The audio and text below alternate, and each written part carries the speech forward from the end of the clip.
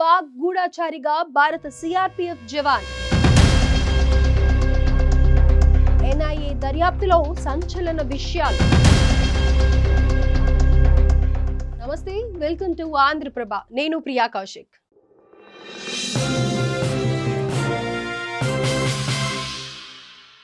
Operation Sindoor తర్వాత భారత్ వ్యాప్తంగా terror sleeper cells activate అయ్యారన్న సమాచారంతో నిఘా వర్గాలు అప్రమత్తమయ్యాయి.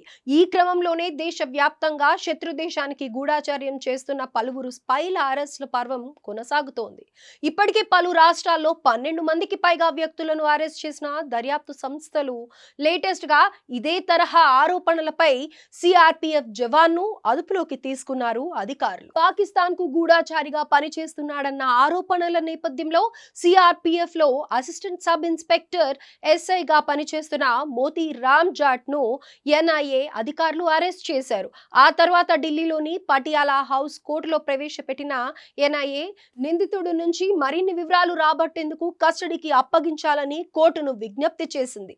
ఎన్ఐఏ అభ్యర్థన మేరకు మోతీ రామ్ ను కోర్టు జూన్ 6వ తేదీ వరకు కస్టడీకి అప్పగించింది న్యాయస్థానం. కాగా కస్టడీలో సిఆర్పిఎఫ్ ఉద్యోగి నుంచి నేషనల్ ఇన్వెస్టిగేషన్ ఏజెన్సీ కీలక విషయాలను రాబట్టింది.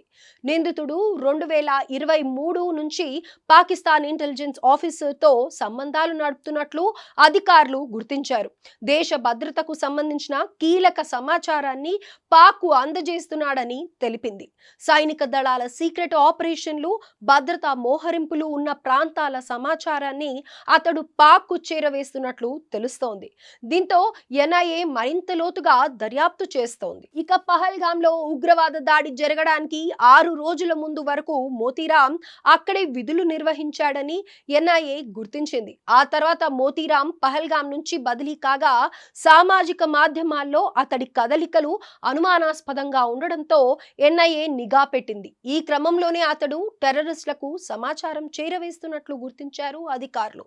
అందుకు బదులుగా పాకిస్తాన్ ఇంటెలిజెన్స్ అధికారుల నుంచి వివిధ రూపాల్లో నగదు అందుకున్నాడని తెలిపారు. కాగా పహల్గామ్ ఘటన, ఆపరేషన్ సింధూర్ అనంతరం పాకిస్తాన్ తో సంబంధం ఉన్న గూఢాచర్య నెట్వర్క్ పై భారత్ ఉక్కుపాదం మోపుతున్న విషయం తెలిసిందే.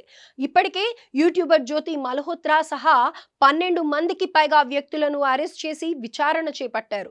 నిందితులు పాక్ నిఘా వర్గాలకు భారత్ కు చెందిన సున్నితమైన సమాచారాన్ని చేరవేస్తున్నట్లు అధికారులు గుర్తించారు.